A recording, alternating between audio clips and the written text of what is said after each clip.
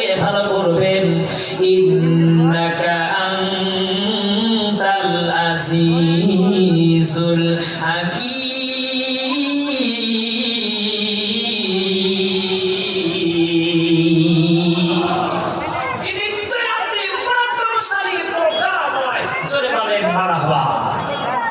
ইব্রাহিম আলাইহিস সালাম ছেলেকে নিয়ে দোয়া করলেন, আল্লাহ আমার ঘরে একজন নবী আপনি পাঠাবেন।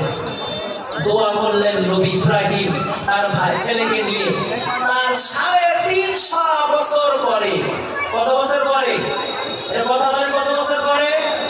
৩৫০ বছর পরে জনাবে মুহাম্মদুর রাসূলুল্লাহ সাল্লাল্লাহু আলাইহি ওয়াসাল্লাম তিনি আসবেন। সেই সুসংবাদ দিলেন যার পিতা নাই, বিনা পিতায় দুনিয়ায় পয়দা যেই নবী, নাম কি? ঈসা রূহুল্লাহ।